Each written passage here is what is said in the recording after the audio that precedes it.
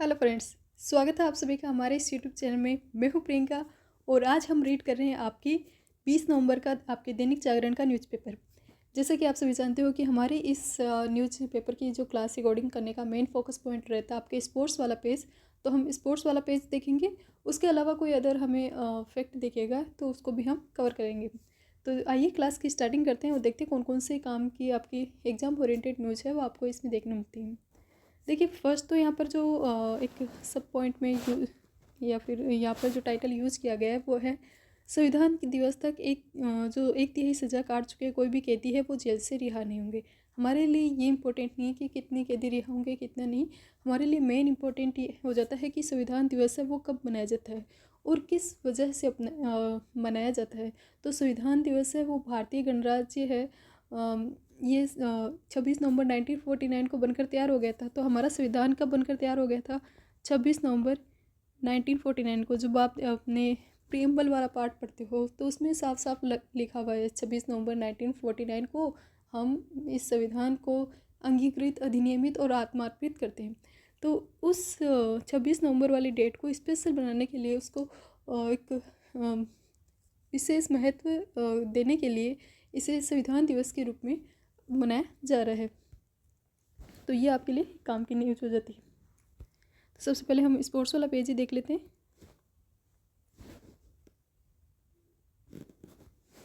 तो जो मेन इन दिनों न्यूज़ में आपको देखने मिलेगी बॉर्डर गावस्कर ट्रॉफी जो 22 नवंबर से स्टार्ट होने वाली है। इसी के रिगार्डिंग जो मेन न्यूज़ है वो इन दिनों कवर की जा रही है। तो हमें इसमें क्या याद रखना है कि ये मैच है, 5 मैच है, वो कौन कौन से स्टेडियम में आयोजित किए जा रहे हैं। फर्स्ट हमें जो मैच आयोजित किए जा रहे हैं उन स्टेडियम के नाम वगैरह हैं वो देख लेते हैं। देखिए, फर्स्ट जो मैच आयोजित किया जाएगा वो पर्थ वाली लोकेशन पर किया जाएगा और उस स्टेडियम का नाम है ऑप्टस स्टेडियम है। ये कहाँ पर है? ऑस्ट्रेलिया के पर्थ वाली लोकेशन है, वहाँ पर आपको देखने मिलेगा। सेकंड जो स्टेडियम है उसका नाम है एडिलेड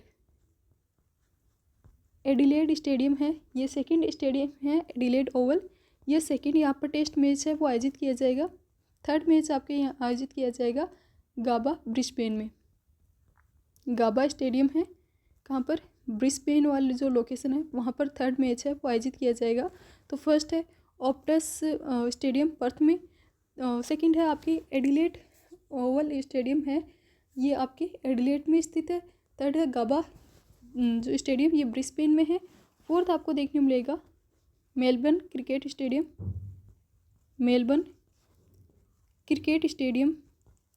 ये कहाँ पर है? मेलबर्न में। और फिफ्थ है आपके सिडनी क्रिकेट ग्राउंड, ये कहाँ पर है? सिडनी जो क्रिकेट ग्राउंड है,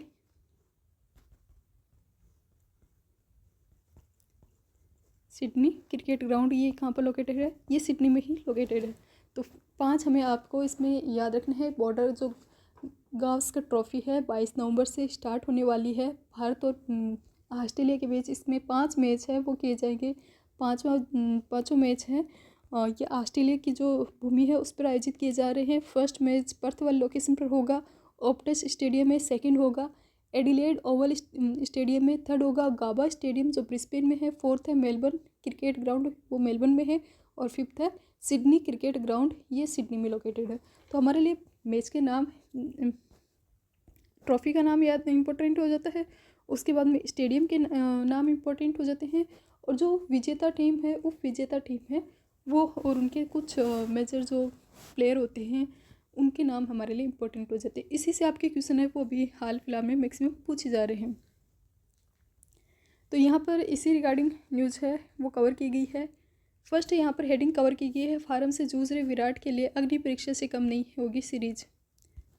सेकंड यहाँ पर जो न्यूज़ कवर की गई है डेविस कप के रिगार्डिंग, विदाई टूर्नामेंट के पहले मैच में राफेल नडाल को मिली चौंकाने वाली हार मिली है अभी राफेल नडाल को। स्पेन के जो दुनिया के दिग्गज टेनिस से खिलाड़ी है राफेल नडाल, उनको डेविस कप के जो सिंगल मुकाबले है उसमें नीदरलैंड के जो प्लेयर हैं 80वीं रैंक के प्लेयर हैं स्पेन के और दुनिया के दिग्गज खिलाड़ी तो कौन से हैं? Rafael Nadal. इनका मुकाबला किससे था? इनका मुकाबला था बोटिक वान डे जेड्यूस जेड्यूस, यार इनके नाम भी बहुत अजीब से होते हैं। बोटिक वांडे जेड स्ट्यूल्प, बोटिक वांडे जेड स्ट्यूल्प है जो नाम है, ये प्लेयर है। और ये काफ़ी राफेल नडाल है, इन दोनों के बीच में ये मैच था। तो इसमें बोटिक है वो जीत गए, बोटिक वांडे है वो जीत गए हो, और नडाल का ये संभावित विदाई मैच था। अपने घर में चल रहे टूर्नामेंट में राफेल नडाल के साथ विदाई लेने की उम्मीद से कोर्ट में उतरे थे, लेकिन ऐसा नहीं हो सका। और पहले सेट में ही राफेल नडाल है वो मुश्किल में दिखे, दूसरे सेट में उन्होंने वापसी की उम्मीद जगा दी थी और टूर्नामेंट आगे खेल पाना तय नहीं हुआ। डबल्स के लिए उन्होंने कार्लोस अल्कारेज की जोड़ीदार नहीं बनाया गया, और यदि अल्कारेज ने सिंगल्स मुकाबला और फिर डबल्स जीता तो नडाल रिवर्स सिंगल्स खेलने लौट सकते हैं। तो ये एटीपी गेम्स के रिगार्डिंग आपको न्यूज़ है वो कवर की गई है, इसमें रिगार्डिंग देख लेना अपने अपने अकॉर्डिंग। कोई इंपॉर्टेंट फैक्ट हमारे लिए, जब इसका एटीपी जो डेविस कप वाला जो फाइनल मैच होगा उसमें हमारे लिए इम्पोर्टेंट हो जाता है कि कौन विजेता प्लेयर है। सेकंड आपको न्यूज़ देखने को मिलेगी एशियाई महिला चैंपियन ट्रॉफी के रिगार्डिंग। एशियन महिला चैंपियन ट्रॉफी है, इसमें सेमीफाइनल में जापान को 2-0 से इंडियन टीम ने हराया है। आज जो फाइनल मुकाबला है, यानी कि आज हम 20 नवंबर को ये क्लास रिकॉर्ड कर रहे हैं, तो आज फाइनल मुकाबला में चीन से होगी हमारी टक्कर, और अंतिम क्वार्टर फाइनल में बेटियों ने मारी है बाजी। तो सेमीफाइनल में हमने जापान को हरा दिया है। इतिहास रचने से एक कदम दूर भारत है, इसने 5वीं बार एशियन चैंपियन ट्रॉफी है, इसके फाइनल में जगह बनाई है। भारतीय टीम अब ट्रॉफी जीतने के मामले में दक्षिण कोरिया की बराबरी करने से एक कदम ही दूर है। दक्षिण कोरिया के रिगार्डिंग देखोगे तो उसने 2010 में, 2011 में, 2018 में ट्रॉफी जीती है, जबकि भारतीय टीम है उसने 2016 में, 2023 में विजेता रही है। 16 में भारत ने चीन को हराकर ट्रॉफी है वो जीती थी। तो ये है आपकी है एशियाई महिला चैंपियन ट्रॉफी के रिगार्डिंग न्यूज़। नेक्स्ट यहाँ पर न्यूज़ की गई है, शुभमन गिल जो है प्लेयर, उनका चोटिल होना झटका रेड्डी को आजमाया जाए गांगुली। ये क्रिकेट की रिगार्डिंग न्यूज़ थी, किसी प्लेयर को गेम्स के रिगार्डिंग चोट वगैरह लगती रहती है तो दूसरे अदर प्लेयर का नाम है वो यहाँ पर सजेस्ट किया गया है। नेक्स्ट यहाँ पर एक हेडिंग कवर की गई है, ऑस्ट्रेलिया दौरे के लिए शेफाली टीम से बाहर। जो बल्लेबाज है शेफाली वर्मा, वो ऑस्ट्रेलिया में 3 मैचों की जो वनडे सीरीज है उसके लिए भारत की जो 16 सदस्यीय टीम है उसमें उनको जगह नहीं मिली है। शेफाली को इस साल 6 मैचों में से सिर्फ 108 रन बनाए, तो इस वजह से टीम में आपको हरमनप्रीत जो कप्तान के रूप में देखने मिलेगी, स्मृति मंधाना, प्रिया पूनिया, और इसके अलावा अदर जो प्लेयर हैं इसमें जेमिमा रोड्रिगस, ये काफ़ी कम नाम हमें सुने हुए होते हैं। देखिए स्मृति मंधाना, हरमनप्रीत, इनका नाम मेनली रूप से हम जानते हैं, शेफाली का भी नाम सुना हुआ है, लेकिन जो अदर प्लेयर हैं जिनमें जेमिमा रोड्रिगस है, हरलीन देओल, यास्तिका भाटिया, ऋचा घोष, तेजल हसाबनीस, दीप्ति शर्मा, मीनू मनी, प्रियश मिश्रा, राहदा यादव, टीटास साधु, अरुंधति रेड्डी, रेणुका ठाकुर और शाइमा ठाकुर, ये भी क्या है क्रिकेट के प्लेयर आपको देखने मिलेंगे, महिला क्रिकेट प्लेयर हैं। नेक्स्ट यहाँ पर न्यूज़ कवर की गई है, एम्पायर के निर्णय का विरोध करने पर कोइत्से को फटकार। जो साउथ अफ्रीकी तेज गेंदबाज है गेराल्ड कोइत्से, उनको भारत के विरुद्ध जो चौथे T20 क्रिकेट मैच है, चौथे T20 क्रिकेट मैच है उसके एम्पायर के फैसले के विरोध उन्होंने एम्पायर के फैसला उसका विरोध किया था, इसलिए उनको डांट वगैरह मिली है। आईसीसी ने मंगलवार को बताया कि जो प्लेयर है गेराल्ड कोइत्जे, उन्होंने अपनी एक गेंद को एम्पायर पर वाइड करार दिए जाने पर अनुचित टिप्पणी की थी। तो ये गेम में चलता रहता है। नेक्स्ट यहाँ पर फुटबॉल के रिगार्डिंग न्यूज़ कवर की गई है, क्रोएशिया और डेनमार्क है वो नेशन लीग के क्वार्टर फाइनल में उन्होंने दोनों देखने मिलेगी, क्रोएशिया डेनमार्क नेशन लीग के क्वार्टर फाइनल में।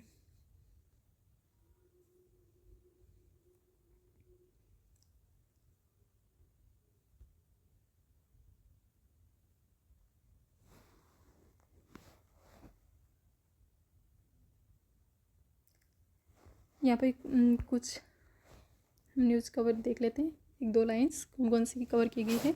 क्रोएशिया ने Cristiano Ronaldo, Bernardo Silva, Matheus Nunes, Ruben Dias के बिना खेल रही पुर्तगाल से नेशंस लीग में एक एक है वहाँ से ड्रॉ खेला है और दूसरे हाफ में बराबरी के गोल वगैरह इस प्रकार से गोल वगैरह की रिगार्डिंग जानकारी यहाँ पर कवर की गई है।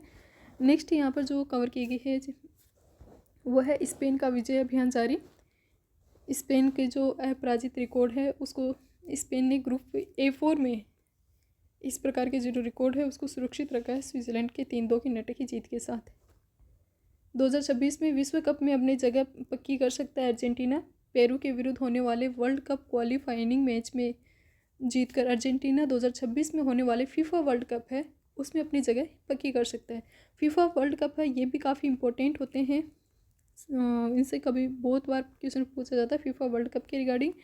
तो 2026 में होंगे, अब नेक्स्ट है वो 2026 में होंगे।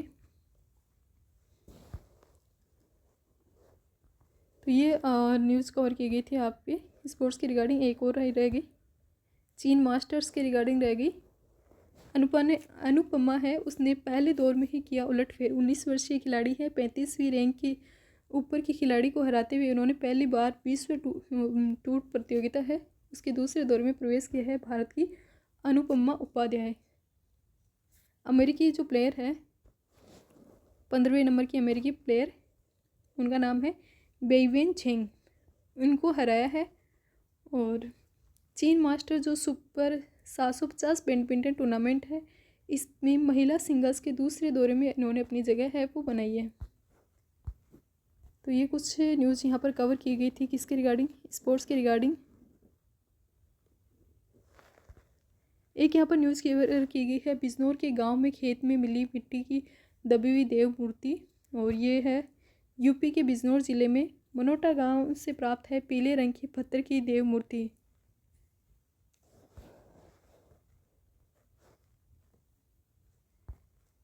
असम के जो करीमगंज जिला है उस करीमगंज जिले का नाम बदल कर क्या किया जाएगा, श्री भूमि किया जाएगा। करीमगंज जिला है इसका नाम बदलकर श्री भूमि है वो किया जा रहा है। और इसके रिगार्डिंग जानकारी असम के मुख्यमंत्री हेमंत बिस्वा है उन्होंने इस प्रकार की जानकारी है वो रखी है।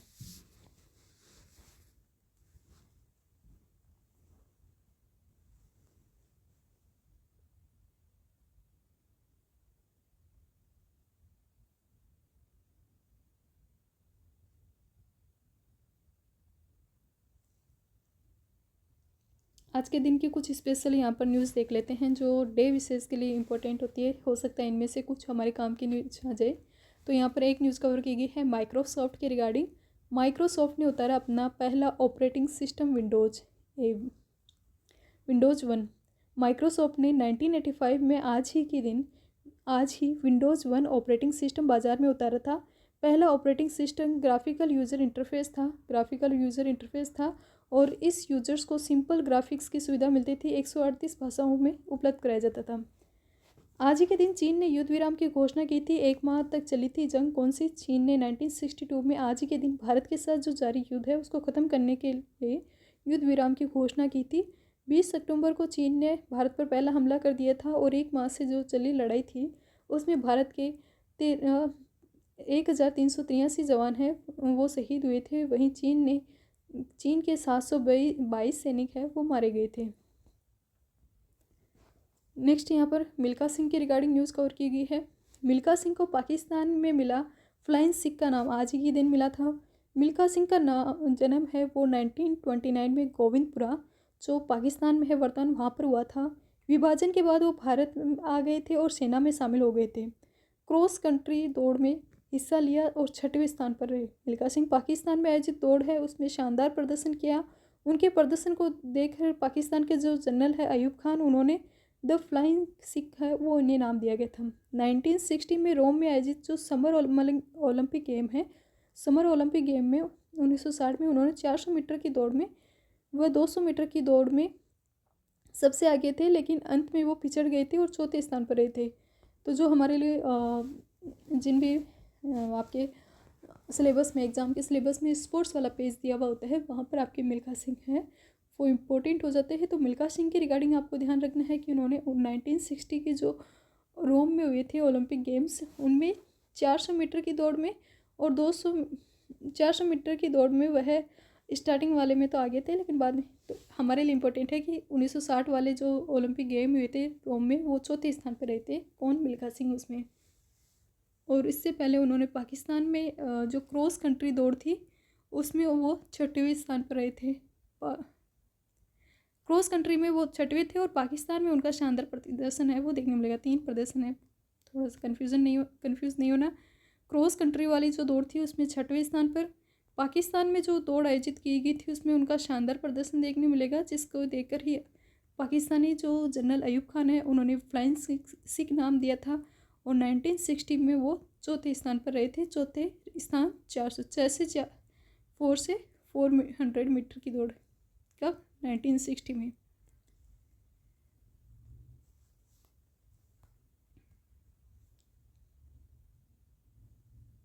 नेक्स्ट यहाँ पर न्यूज़ कवर की गई है जलवायु परिवर्तन के रिगार्डिंग। जलवायु परिवर्तन दुनिया के 19% डेंगू मामलों के लिए जिम्मेदार है। एक रिसर्च में इस प्रकार की जानकारी सामने आई है। जलवायु परिवर्तन के कारण डेंगू के मामले में वो 2050 तक 40 से 60% तक वृद्धि होने की संभावना है। एशिया और अमेरिका के 21 देशों में डेंगू के मामले जलवायु परिवर्तन के कारण हैं वो बढ़े हैं। जैविक कीट से जलकुंभी है, इसको नष्ट करने में सफलता मिली है। तो जहाँ भी एग्रीकल्चर वाला पॉइंट आता है उसमें नवाचार के लिए हमारे अगर पॉइंट देखना हो जहाँ पर लेकिन रिटर्न डाउन का होता है उनके लिए इम्पोर्टेंट है कि हाल ही में क्या रिसर्च वगैरह हुई है। तो खरपतवार होती है जलकुंभी, उसके नियंत्रण के लिए विजया राजे सिंधिया कृषि विश्वविद्यालय है उसने इस प्रकार का सफल प्रयोग किया है। न्यूचेटिना ब्रूशियाई और न्यूचेटिना आइकोनिक कीट के माध्यम से इस प्रकार का सफल परीक्षण आपको देखने मिलेगा।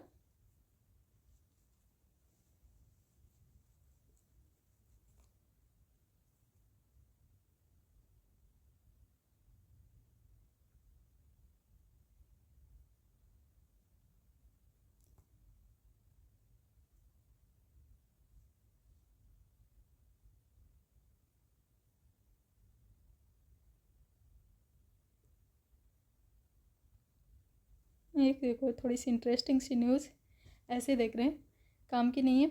भिखारी परिवार ने दावत पर खर्च किए हैं 1.25 करोड़ रुपए। कहाँ पर? पाकिस्तान में। और वो भी किस लिए? दादी का 40वां था, उसमें 20,000 लोगों को इन्होंने शाही दावत दी है। पाकिस्तान के गुजरवाला में एक भिखारी ने 20,000 लोगों को भव्य दावत दी और 2,000 वाहनों की व्यवस्था भी की थी। 1.25 करोड़ रुपये पाकिस्तानी रुपए, भारतीय मुद्रा लगभग 38 लाख रुपए इस पर खर्च किए हैं।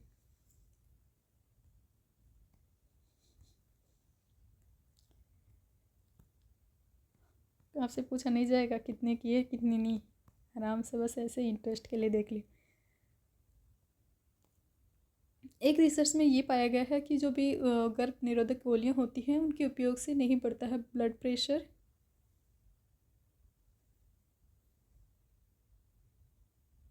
तो आज जो हार्मोनल उतार चढ़ाव बीपी वगैरह प्रभावित होते हैं या नहीं होते, उसके रिगार्डिंग जो रिसर्च वगैरह की जा रही थी उसमें इस प्रकार की जानकारी है वो सामने आई है। नेक्स्ट हम न्यूज़ देख लेते हैं। एक न्यूज़ यहाँ पर कवर की गई है आपके ईरान के रिगार्डिंग। ईरान के पास हाल ही में बढ़ा है यूरेनियम का भंडार। यूरेनियम आपको पता है, यूरेनियम थोरियम, यूरेनियम मेनली रूप से आपके परमाणु वगैरह एनर्जी है, एटॉमिक एनर्जी वगैरह है, उनमें आपके बेसिक रूप से यूज़ है वो किया जाता है। तो ईरान ने अपने संवर्धित यूरेनियम भंडार को हथियार बनाने के लिए करीब बढ़ा दिया है। ईरान और इसराइल के बीच में वॉर देखने को मिल रही है। देखो अभी हाल में तो एक तो वॉर चल रही है जो पहले से चल रही है लास्ट ईयर से, वो आपके चल रही है रशियन एंड यूक्रेन के मध्य। और अब नाउ स्टार्ट कौन सी हो गई, ये आपके इस साइड देखने मिल रही है। एक आपको यूरोप की साइड पे देखने को मिलेगी आपके इजराइल और ईरान। ये इजराइल है, ये इजराइल है और ये ईरान है, इन दोनों के मध्य भी वॉर है वो चल रही है। और जब वॉर चल रही है तो ईरान है, ईरान ने अपने जो भी यूरेनियम वगैरह है इनके भंडार स्टोरेज है वो बढ़ा दिया है हथियार बनाने के लिए। तो इसके रिगार्डिंग आपको जानकारी है वो देखने मिलेगी। अभी कुछ समय पहले तो ईरान ने लगभग काफ़ी 100 से अबव मिसाइल है वो लॉन्च की थी इसराइल पर, आप सभी ने देखी होगी, उसके रिगार्डिंग वीडियो भी पब्लिश हो रहा था। काफ़ी न्यूज़ में रहा था वो है अंतर्राष्ट्रीय दबाव और मांगों को दरकिनार कर परमाणु हथियार बनाने की दिशा में तेजी से कदम बढ़ा रहा है। संयुक्त राष्ट्र की परमाणु निगरानी एजेंसी की एक गोपनीय रिपोर्ट में इस प्रकार की जानकारी सामने आई है। अंतर्राष्ट्रीय परमाणु ऊर्जा एजेंसी है, उसकी रिपोर्ट में 26 अक्टूबर तक ईरान के पास से 60% तक शुद्धता का 182.3 किलोग्राम संवर्धित यूरेनियम है। तो यूरेनियम वगैरह की स्टोरेज है वो अभी हाल ही में इसने ईरान ने है वो इंक्रीज किए हैं। ब्राज़ील के राष्ट्रपति की हत्या की साजिश में गिरफ्तार, कोई काम की न्यूज़ नहीं है। नेक्स्ट हम न्यूज़ देख लेते हैं COP29 के रिगार्डिंग, जो बाकू अजरबैजान में हो रही है।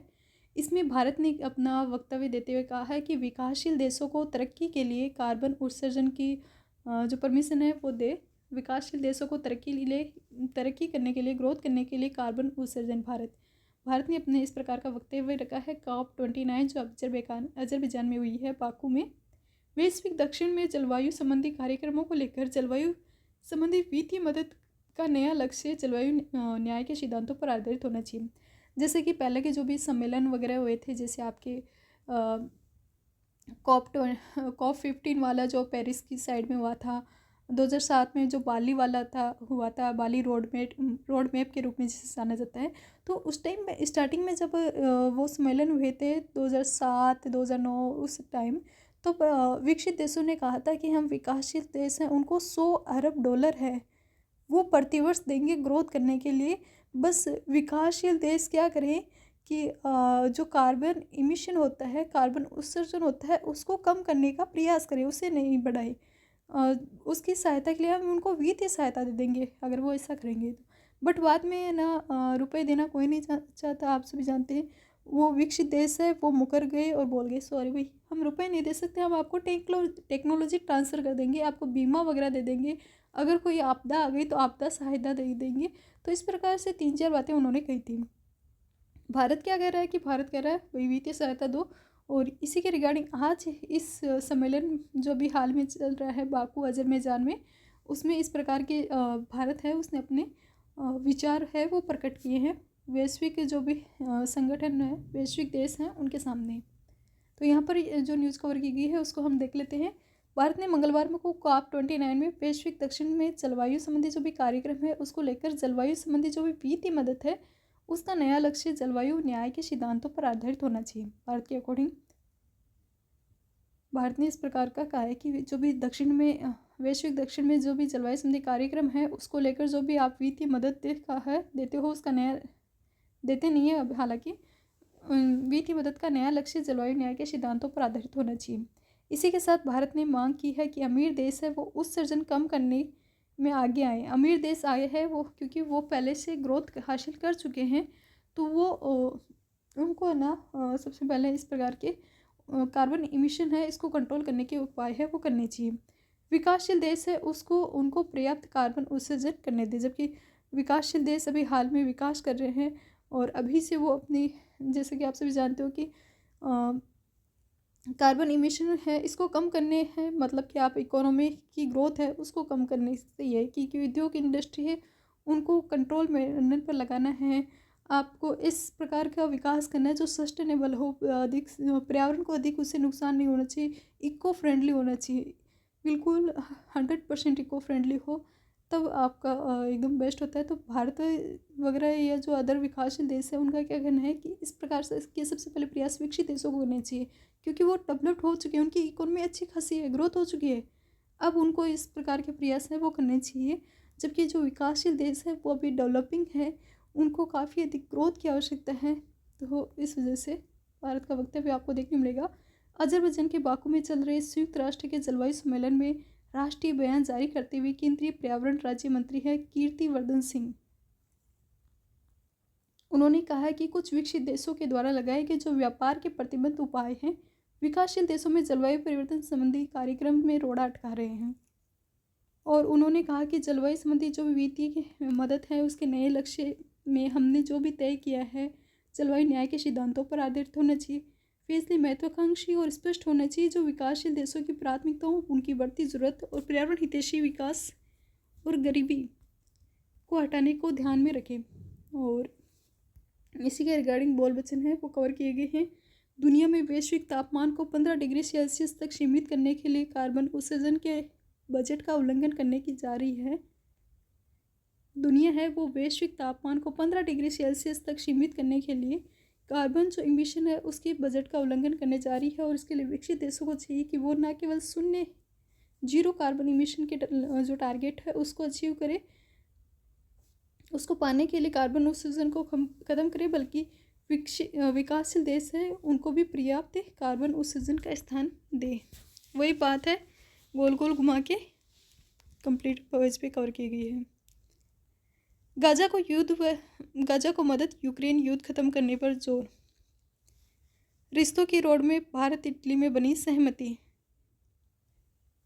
रियो डी जेनेरियो में इटली के प्रधानमंत्री जॉर्जियो मेलोनी के साथ भारतीय प्रधानमंत्री नरेंद्र मोदी।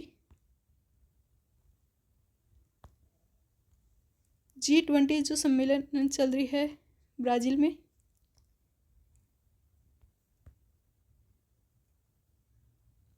इजराइल की पीड़ा या हमास के पास बंधक लोगों का कोई उल्लेख है वो नहीं। अरबपतियों पर ग्लोबल टैक्स लगाने और सुरक्षा परिषद में सुधारों का आह्वान। तो ये G20 वाली न्यूज़ है, ये इसको रीड कर लेना। यहाँ हम थोड़ा सा इसको रीड कर रहे हैं। दुनिया की G20 प्रमुख अर्थव्यवस्थाओं के नेताओं ने एक संयुक्त घोषणा पत्र में भूखमरी से लड़ने के लिए एक वैश्विक समझौते, युद्धग्रस्त गाजा के लिए अधिक सहायता प्रदान करने और वेस्टर्न एशिया यूक्रेन के युद्ध समाप्त करने का आह्वान किया है। घोषणा में सामान्य बातें अधिक है, लेकिन लक्ष्यों को कैसे प्राप्त किया जाए इसके बारे में अधिक विवरण है वो नहीं दिया गया है। तो टारगेट अचीव के बारे में कुछ नहीं बताया, टारगेट बोल दिए हैं। संयुक्त बयान को G20 के देशों का बड़ी संख्या में समर्थन मिला, लेकिन पूरी तरह सर्वसम्मति कहीं भी नहीं बनी। अरबपतियों पर ग्लोबल टैक्स लगाने और संयुक्त राष्ट्र सुरक्षा परिषद में सुधार का भी आह्वान है वो किया है। सम्मेलन की शुरुआत में विशेषज्ञों ने संदेश जताया था कि अमेरिका के आगामी जो डोनाल्ड ट्रंप प्रशासन है उसकी अनिश्चितता और पश्चिम एशिया और यूक्रेन में युद्धों से प्रभावित सम्मेलन में ब्राज़ील के राष्ट्रपति हैं लुइज इनासियो लूला डी सिल्वा एकत्रित नेताओं को किसी भी समझौते पर पहुंचने के लिए राजी कर पाएंगे। अर्जेंटीना ने शुरुआती मसौदे को भाषा की चुनौती दी। एकमात्र देश था जिसे पूरे दस्तावेज का समर्थन नहीं किया था। वो कौन सा था? आपके अर्जेंटीना। स्वतंत्र राजनीतिक सलाहकार और ब्राज़ील के पूर्व मंत्री थॉमस टॉममेन ने कहा कि एक ऐसा क्षण था जब कोई घोषणा नहीं होने का जोखिम था। चेतावनियों के बावजूद यह लूला डी सिल्वा के लिए एक अच्छा परिणाम है। इजराइल पर हमास के हमले के लगभग एक वर्ष के बाद घोषणा पत्र में बिना दोषारोपण के युद्धों की निंदा और शांति का आह्वान किया गया है। इसमें गाजा में भयावह मानवीय स्थिति और लेबनान में तनाव बढ़ने का उल्लेख किया गया है।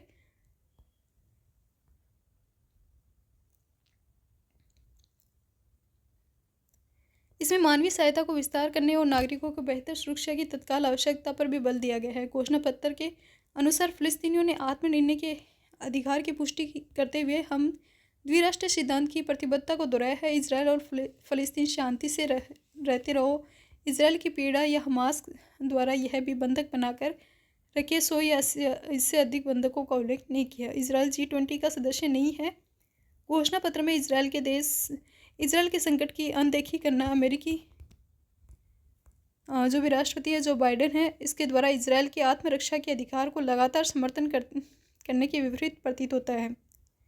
रूसी राष्ट्रपति व्लादिमीर पुतिन है वो बैठक में शामिल नहीं हुए थे। उनके स्थान पर उनके जो विदेश मंत्री है सर्गेई लावरोव उन्होंने रूस का प्रतिनिधित्व किया था। घोषणा पत्र में रूस का नाम लिए बिना शांति का आह्वान करते हुए यूक्रेन में मानवीय पीड़ा को उजागर किया। वैश्विक तापमान में वृद्धि का मुकाबला करने के लिए संयुक्त बयान में जलवायु वित्त को सभी स्रोतों से खरबों से डॉलर तक बढ़ाने का आह्वान है वो किया है। घोषणा पत्र में अरबपतियों पर ग्लोबल टैक्स लगाने का आह्वान किया है। टैक्स का अस्तित्व में आया तो दुनिया भर में लगभग 3,000 लोग हैं वो प्रभावित होंगे। और लातिन अमेरिका जो लैटिन अमेरिका है, अमेरिका से इस साइड वाला पार्ट, वहाँ के करीब 100 लोग हैं वो शामिल है। अर्जेंटीना ने इसका विरोध किया। बयान में अधिकांश हिस्से में भूखमरी की लड़ाई इस पर फोकस किया है। ब्राज़ील का कहना है कि राष्ट्रपति द्वारा सोमवार को शुरू हुए भूखमरी और गरीबी के विरुद्ध वैश्विक गठबंधन G20 घोषणा पत्र जितना महत्वपूर्ण है। अब तक 82 देश समर्थन कर चुके हैं और G20 नेताओं ने संयुक्त राष्ट्र सुरक्षा परिषद में आमूलचूल बदलाव के लिए सुधारों पर काम करने का संकल्प है वो लिया है, ताकि यह 21वीं सदी की वास्तविकता और आवश्यकता के अनुरूप बना रहे। तो हमने कंप्लीटली देख लिया इसको। दुनिया पर मंडराया है परमाणु युद्ध का खतरा, और ये जानकारी यहाँ पर हेडिंग कवर की गई है। अमेरिका को चेतावनी देते हुए रूस के जो व्लादिमीर पुतिन हैं, उन्होंने रूस की परमाणु नीति में संशोधन करने के दस्तखत है वो किए हैं। अब किसी भी महाशक्ति या नाटो देश के समर्थन से रूस या बेलारूस पर हुए हमले का रूस या बेलारूस पर किए गए हमले का जवाब वह परमाणु कार्रवाई से दे सकता है, और इसको घोषणा करते हुए उन्होंने यूक्रेन ने पहली बार रूस पर अमेरिकी की 6 जो ATACMS मिसाइल है उनसे हमला किया, और ये भीषण हमला यूक्रेन रूस की जो वार वगैरह है उसके रिगार्डिंग यहाँ पर न्यूज़ है वो कवर की गई है।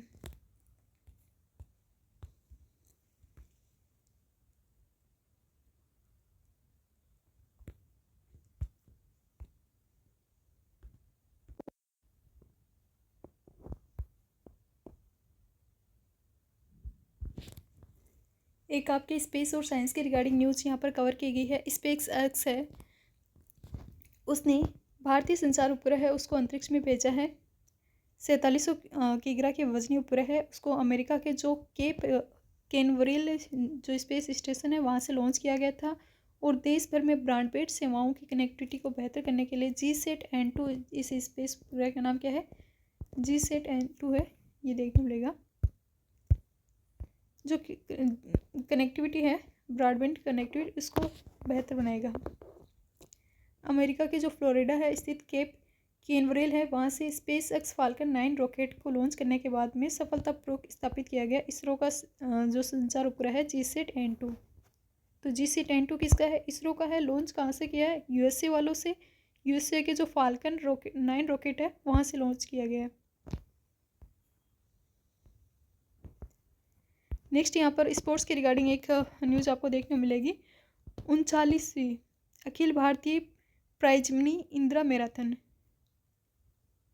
जो 39वीं अखिल भारतीय प्राइज मनी जो इंदिरा मैराथन हुई थी 42.195 किलोमीटर की, उसमें 2 नए चैंपियन मिले हैं। सेना के हवलदार योगेश शर्मा जो हैदराबाद के हैं, और महिला वर्ग में रेलवे में तैनात सोनिका है जो हरियाणा की है, ये टॉप पर रही। तो महिला वर्ग में है सोनिका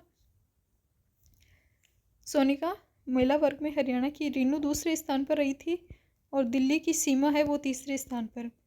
वहीं संत रविदास नगर कुलदीप दूसरे स्थान पर। फर्स्ट पर तो रहे हैं आपके हवलदार योगेश सिंह हैदराबाद वाले, सेकंड पर है कुलदीप सिंह, और थर्ड पर है गाजियाबाद के निशांत पुरुष वाले में।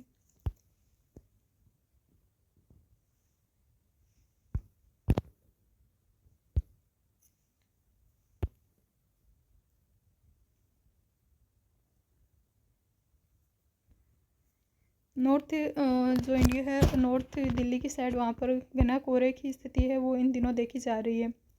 उसी के रिगार्डिंग यहाँ पर न्यूज़ है वो कवर की गई। नेक्स्ट यहाँ पर न्यूज़ जो टाइगर रिजर्व वगैरह है उनके रिगार्डिंग यहाँ पर कवर की गई है। अभयारण्य है उनसे जुड़ने से बन गया है 3 राज्यों का बाघ खंड। कौन कौन सा देखने मिलेगा, एक है आपके बांधवगढ़ टाइगर रिजर्व का नाम यहाँ पर आया है। संजय गांधी जो MP में है, बांधवगढ़ संजय गांधी। गुरु घासीदास टाइगर रिजर्व जो छत्तीसगढ़ का होना चाहिए। पलामू टाइगर रिजर्व, सेमरसोत अभयारण्य, इनके रिगार्डिंग यहाँ पर नाम आपको देखने मिलेगा। तो इनकी लोकेशन हमारे लिए इंपॉर्टेंट हो जाती है। कौन कौन से हैं, बांधवगढ़, संजय गांधी, गुरु घासीदास, पलामू और सेमरसोत।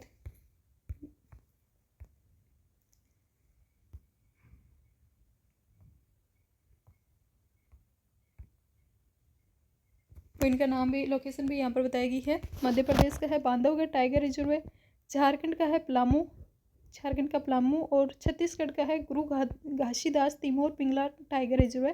एक दूसरे से जुड़ गए हैं, और इस जुड़ाव से छत्तीसगढ़ का सेमरसोट जो अभ्यारण्य है और मध्य प्रदेश का संजय गांधी जो राष्ट्रीय उद्यान है वो भी इससे माध्यम से कनेक्टेड है। तो 3 अभ्यारण्यों के साथ समूचा जो क्षेत्र है वो 7,600 वर्ग किलोमीटर में फैला है, और बाघों के स्वच्छंद विचरण से एक अघोष बाघ खंड अस्तित्व में आता है। तो इस प्रकार की यहाँ पर न्यूज़ है वो कवर की गई थी। हमारे लिए इम्पोर्टेंट है इन जो भी टाइगर रिजर्व है इनके लोकेशन कहाँ कहाँ पर है। तो छत्तीसगढ़ के आपको दो देखने मिलेंगे, एक तो गुरु घासीदास वाला है छत्तीसगढ़ में है, इसके अलावा जो सेमर सोत वाला अभ्यारण्य है वो भी कहाँ पर है, छत्तीसगढ़ में है। संजय गांधी ये है एमपी में, बांधवगढ़ एमपी में है, और पलामू कहाँ पर है आपके, झारखंड में। पलामू कहाँ पर है, पलामू है झारखंड में। ये दोनों है एमपी में, और ये दोनों गुरु घासीदास और सेमर सोत ये दोनों कहाँ पर है, छत्तीसगढ़ में। तो 5 टाइगर रिजर्व है वो एक दूसरे से कनेक्टेड हो गए हैं।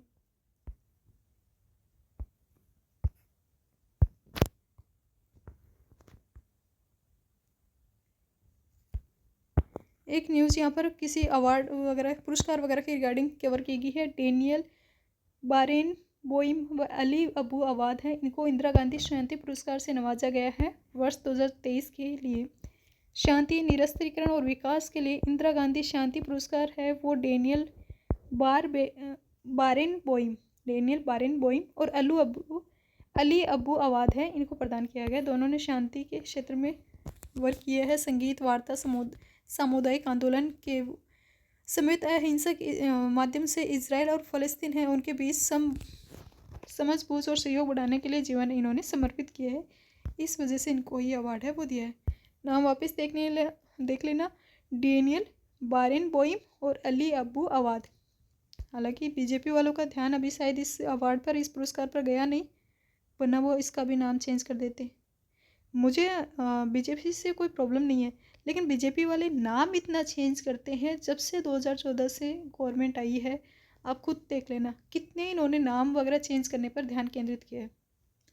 तो इनका ध्यान मेनली रूप से नाम चेंज करने पर रहता है, मैक्सिमम रूप से। तो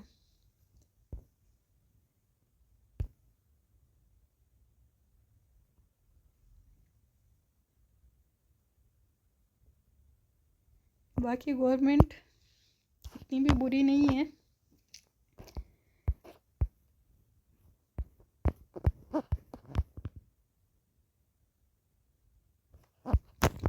हमको क्या करना है गवर्नमेंट से, वही तो हमने तो फैक्ट देखो काम की, कौन सा अच्छा वर्क कर रहा है उसको सपोर्ट करो, बिना किसी भी ऐसे राजनीतिक पार्टी का एक का ऐसे सपोर्टिव बनकर कि आजीवन इसी का बनकर रहना है, ऐसा कुछ भी नहीं रहना चाहिए। जिसके आपके हित हो के अकॉर्डिंग, उसके जो भी प्रस्ताव वगैरह हो, जो भी उसकी नीतियाँ हो आपके हितों के अकॉर्डिंग लगे, तभी उसी पार्टी को आई थिंक सपोर्ट है वो करना चाहिए। पंजाब के जो पूर्व सीएम हैं उन्होंने महिलाओं पर जो टिप्पणी की थी उनके लिए भी हाल ही में उन्होंने माफ़ी है वो मांगी है। तो पंजाब के जो पूर्व मुख्यमंत्री और जालंधर से लोकसभा सदस्य है चरणजीत सिंह चन्नी ने महिलाओं के संबंध में कुछ विवादास्पद टिप्पणी की थी। आई थिंक ये बीजेपी के ही नेता होने चाहिए। उन्होंने महिलाओं का सम्मान करता हूँ चुटकुला सुनाने की मंशा गलत नहीं थी। तो राज्य महिला आयोग है, उन्होंने चन्नी को नोटिस भेजा था और इसका स्पष्टीकरण करते हुए उन्होंने महिलाओं से माफ़ी वगैरह है वो मांगी है। सुप्रीम कोर्ट ने बादल और मजीठिया से खेद व्यक्त करने को कहा है। ये कौन है? सुखबीर सिंह बादल और विक्रम सिंह मजीठिया, ये भी नेता वगैरह ही है। कोई काम की ज़्यादा इंपॉर्टेंट न्यूज़ यहाँ पर नहीं देखने मिलती है मेरे को। इम्पोर्टेंट न्यूज़ हम देख लेते हैं।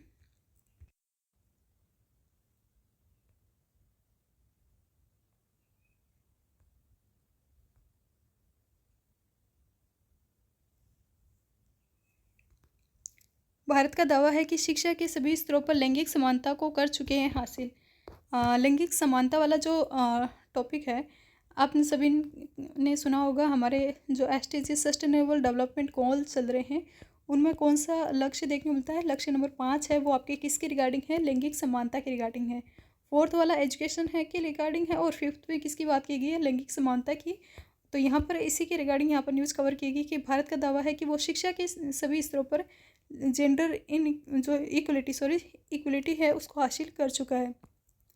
और बैंकॉक में भारत ने इस प्रकार की जानकारी वो दी है। समानता की जो संवैधानिकता सिद्धांत है उस पर बैंकॉक के में जो UN मिनिस्ट्रियल कॉन्फ्रेंस है उसकी 9वीं जो वुमेन एम्पावरमेंट है उस पर बयान देते हुए भारत ने इस प्रकार की जानकारी है वो दी थी। तो बैंकॉक में एक सम्मेलन वगैरह हुआ था, भारत ने वहाँ पर अपनी जानकारी है वो व्यक्त है वो की है।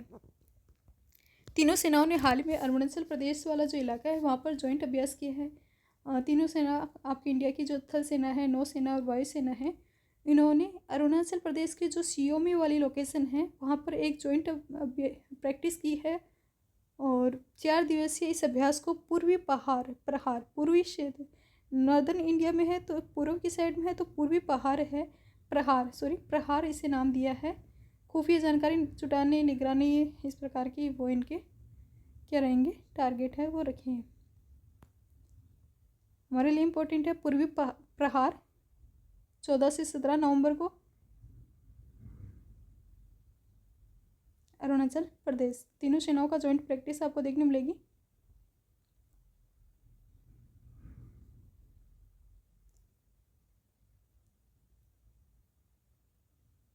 पूर्वोत्तर राज्यों में परिसीमन प्रक्रिया में देरी पर सुप्रीम कोर्ट ने चिंता है वो अभी हाल में जताई है।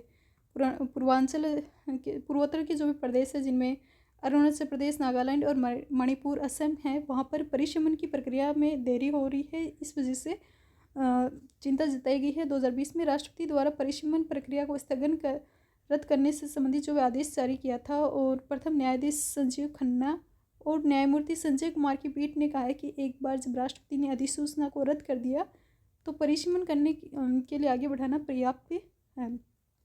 इसमें सरकार कहाँ से आ गई? पीठ ने केंद्र की तरफ से आए अतिरिक्त सोलिसिटर जनरल KM नटराज ने इस विषय में भविष्य में की जाने वाली कार्रवाई के संबंध में निर्देश दिए जाने के रिगार्डिंग कहा है। नटराज ने कहा है कि अरुणाचल प्रदेश, नागालैंड के लिए विचार विमर्श किए जा रहे हैं, लेकिन मणिपुर वहाँ पर हिंसा चल रही है। हिंसा की वजह से हालात हैं उनको मुश्किल बना दिया है और इस वजह से पूर्वोत्तर भारत में अरुणाचल प्रदेश, असम, मणिपुर, नागालैंड में परिसीमन की मांग समिति की याचिका पर सुनवाई है वो जनवरी 2025 तक के लिए स्थगित है वो कर दी गई है। अगले साल भारत आ सकते हैं पुतिन। रूस के जो राष्ट्रपति है व्लादिमीर पुतिन, वो नेक्स्ट ईयर भारत आ सकते हैं।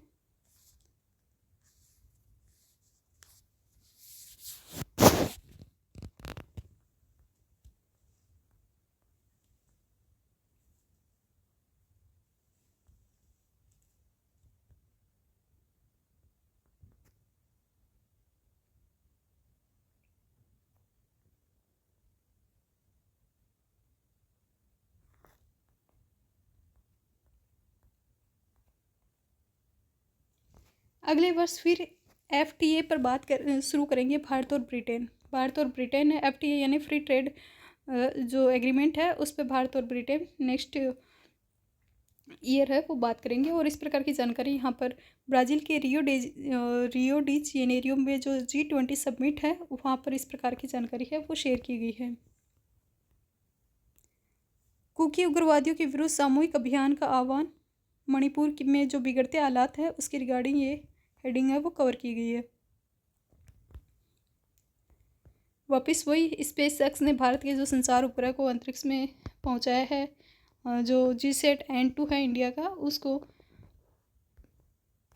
GSAT-N2 इंडिया वाला है, उसको एलन मस्क की कंपनी है SpaceX की जो फाल्कन 9 रॉकेट है उससे पहुंचाया गया है। सैटेलाइट क्या करेगा? देश भर में ब्रॉडबैंड सेवाएं हैं उनकी कनेक्टिविटी को बेहतर बनाएगा। और इसरो की जो वाणिज्यिक शाखा है न्यू स्पेस इंडिया लिमिटेड, उसने इस प्रकार की जानकारी दी है कि GSAT-N2 हाई थ्रूपुट संचार उपग्रह है वो वांछित कक्षा में स्थापित है वो कर दिया गया है।